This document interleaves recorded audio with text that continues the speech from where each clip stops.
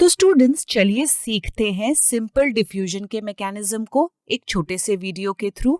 तो स्टूडेंट्स अभी आप अपने स्क्रीन पर एक सेल का स्ट्रक्चर देख पा रहे हैं और इस सेल्स के स्ट्रक्चर में आपको कुछ कार्बन डाइऑक्साइड और ऑक्सीजन के मॉलिक्यूल दिखेंगे, ब्लैक और ब्लू कलर से रिप्रेजेंट हो रहे हैं। तो अगर हम इस सेल की बात करें तो आप देख पा रहे हैं कि सेल के अंदर कार्बन डाइऑक्साइड और ऑक्सीजन के मॉलिक्यूल का कॉन्सेंट्रेशन बहुत ज्यादा है सेल के बाहर के कंपैरिजन में। तो इस वजह से हम देख पा रहे हैं कि जो मॉलिक्यूल्स है कार्बन डाइऑक्साइड और ऑक्सीजन के, वो मूव करेंगे हायर कॉन्सेंट्रेशन से लोअर कॉन्सेंट्रेशन की ओर, यानी सेल के अंदर से बाहर की ओर, और ठीक उसी तरह से बाहर से अंदर की ओर मूव करेंगे। तो हम ये कह सकते हैं कि जो मॉलिक्यूल्स है वो मूव कर रहे हैं हायर कॉन्सेंट्रेशन से लोअर कॉन्सेंट्रेशन तक। तो इसे ही हम डिफ्यूजन कहेंगे। तो चलिए स्टूडेंट्स समझते हैं फैसिलिटेटेड डिफ्यूजन के मैकेनिज्म को एक छोटे से वीडियो के थ्रू। तो स्टूडेंट्स क्या आप देख सकते हैं कि आउटसाइड ऑफ द सेल में सोल्यूट का कॉन्सेंट्रेशन बहुत ज्यादा है as compare to inside of the cell. और यहाँ पे जो आपको ब्लू कलर का स्ट्रक्चर दिख रहा है वह एक ट्रांसमेम्ब्रेन प्रोटीन है, और ट्रांसमेम्ब्रेन प्रोटीन में ही हम देख पा रहे हैं कि किस तरह से जो सोल्यूट मॉलिक्यूल है वो अटैच हो रहा है और बाद में इनसाइड ऑफ द सेल में मूव कर पा रहे हैं। तो हम ये कह सकते हैं कि जो मूवमेंट ऑफ द सोल्यूट है वो मूव कर रहा है from higher concentration to the lower concentration through the help of a transmembrane protein. इसे ही हम फैसिलिटेटेड डिफ्यूजन बोलते हैं।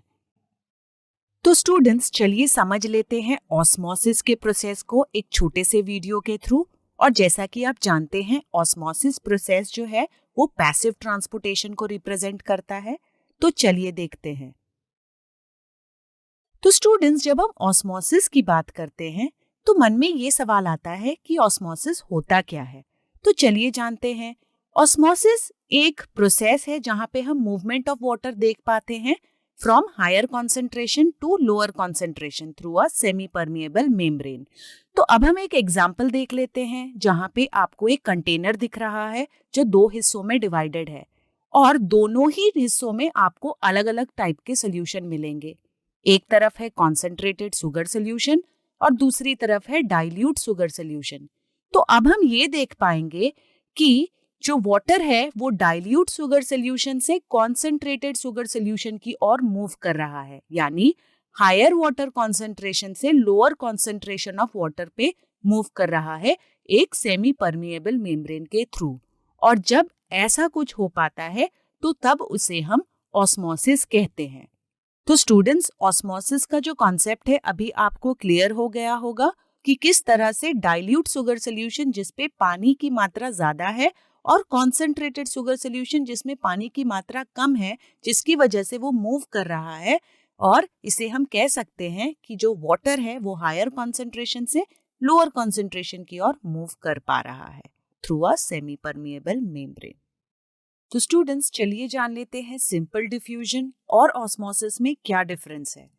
तो सबसे पहले डिफरेंस की अगर हम बात करें, सिंपल डिफ्यूजन में हम मोस्टली गैसेस को देख पाते हैं, यानी कि ऑक्सीजन और CO2 मॉलिक्यूल्स की अगर हम बात करें तो ये मूव करते हैं from higher concentration to a lower concentration.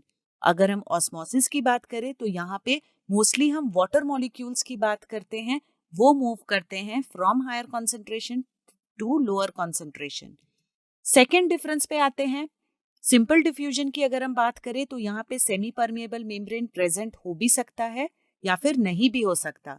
But अगर हम ऑस्मोसिस की बात करें तो सेमी परमिएबल मेम्ब्रेन प्रेजेंट होता है। कुछ और एग्जांपल्स हम देख सकते हैं इस इमेज के फॉर्म में, जैसे कि हम सिंपल डिफ्यूजन में देख पा रहे हैं कि किस तरह से मूवमेंट ऑफ गैसेस हो रहा है from higher to lower concentration, और यहाँ पे हम डिफ्यूजन में देख पा रहे हैं कि किसी भी तरह के ट्रांसमेम्ब्रेन प्रोटीन का प्रेजेंस नहीं है। बट फैसिलिटेटेड डिफ्यूजन में हम देख पा रहे हैं कि एक तरह का सेमी परमिएबल मेम्ब्रेन प्रेजेंट है और मॉलिक्यूल्स मूव कर रहे हैं हाई टू लो कॉन्सेंट्रेशन।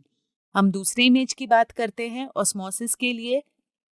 यहाँ पर भी हम देख पा रहे हैं कि किस तरह से मॉलिक्यूल्स मूव कर रहे हैं from higher concentration to lower concentration through a semi permeable membrane. चलिए चलते हैं, डिफरेंस को जानते हैं। फैसिलिटेटेड डिफ्यूजन और सिंपल डिफ्यूजन के बीच में क्या फर्क है। अगर हम फैसिलिटेटेड डिफ्यूजन की बात करें तो यहाँ पे कैरियर मॉलिक्यूल की जरूरत पड़ती है, बट अगर हम सिंपल डिफ्यूजन की बात करें यहाँ पे किसी भी तरह के कैरियर प्रोटीन या मॉलिक्यूल की जरूरत नहीं होती। दूसरे डिफरेंस की अगर हम बात करते हैं, फैसिलिटेटेड डिफ्यूजन जो है काफी स्पीडली परफॉर्म होता है। यहाँ पे स्पीड जो है काफी ज्यादा होता है as compare to simple diffusion. और अगर हम सिंपल डिफ्यूजन की बात करें तो ये काफी स्लो होता है as compare to facilitated diffusion. Third अगर डिफरेंस की अगर हम बात करते हैं, फैसिलिटेटेड डिफ्यूजन में एनर्जी की रिक्वायरमेंट हो भी सकती है, नहीं भी हो सकती, बट अगर हम सिंपल डिफ्यूजन की बात करें तो यहाँ पे किसी भी तरह की एनर्जी की रिक्वायरमेंट नहीं होती। चलिए चलते हैं एक्टिव ट्रांसपोर्ट की तरफ। तो आपको यहाँ पे एक इमेज दिख रहा होगा आपके स्क्रीन पे। तो एक्टिव ट्रांसपोर्ट में हम ये देख पा रहे हैं कि किस तरह से एक स्टोन एक माउंटेन के ऊपर चढ़ रहा है और ये जो मूवमेंट है वो अगेंस्ट द ग्रेडियंट है, यानी कि कॉन्सेंट्रेशन के बिल्कुल उल्टा है। तो हम यहाँ पे बोल सकते हैं कि यहाँ पे काफी ज्यादा एनर्जी का रिक्वायरमेंट हो पा रहा है। तो अगर हम कुछ फीचर्स की बात करें तो एक्टिव ट्रांसपोर्ट जो है ये नॉन स्पॉन्टेनियस है और इसमें काफी ज्यादा एनर्जी का रिक्वायरमेंट होता है एटीपी के फॉर्म में। और यहाँ पे हम ये भी देख पाते हैं कि सोल्यूट जो है, जैसे कि हमने बताया, जैसे कि सॉल्ट होता है, शुगर होता है, ये जो है ये सारे सोल्यूट है और ये मूव करते हैं from lower concentration to the higher concentration, जैसे कि आपको इमेज में देख पा रहे हो। ठीक उसी तरह से, और आप इस डायग्राम से भी आइडिया ले पाएंगे कि किस तरह से जो है सोल्यूट मूव कर रहा है from higher concentration to the lower concentration. और यहाँ पे एनर्जी की जरूरत पड़ रही है कि किस तरह से हम देख रहे हैं कि एटीपी मॉलिक्यूल के ज्वाइन होते ही बहुत सारे मॉलिक्यूल्स ज्वाइन हो रहे हैं और वो फ्रॉम लोअर कॉन्सेंट्रेशन से हायर कॉन्सेंट्रेशन की तरफ मूव कर रहे हैं। तो स्टूडेंट्स, एक्टिव ट्रांसपोर्ट को समझने के लिए हम सोडियम पोटेशियम पंप का एग्जाम्पल लेंगे और एक्टिव ट्रांसपोर्ट के मैकेनिज्म को समझेंगे इस छोटे से वीडियो के थ्रू। तो स्टूडेंट्स, एक्टिव ट्रांसपोर्ट की अगर हम बात करें तो यहाँ पे एनर्जी का रिक्वायरमेंट होता है मॉलिक्यूल्स के मूवमेंट के लिए। तो अगर आप देखें तो यहाँ आपको एक सेल का स्ट्रक्चर दिख रहा है जहाँ पे आपको आउटसाइड द सेल आपको बहुत सारे सोडियम आयंस मिल रहे हैं as compare to inner side of the cell. और पोटेशियम आयंस की बात करें तो इनसाइड द सेल बहुत ज्यादा कॉन्सेंट्रेशन है as compare to outside the cell. आपको यहाँ पे सोडियम पोटेशियम पंप दिख रहा है जहां पे आपको सोडियम के अटैचमेंट साइड्स भी नजर आ रहे हैं और हम ये देखेंगे कि किस तरह से सोडियम और potassium in and out of the cell move करेंगे थ्रू सोडियम पोटेशियम पंप। तो स्टूडेंट्स, आप देख पा रहे हैं सोडियम बाइंडिंग साइट है और एक तरफ है पोटेशियम बाइंडिंग साइट जहां पे सोडियम पोटेशियम बाइंड करेंगे।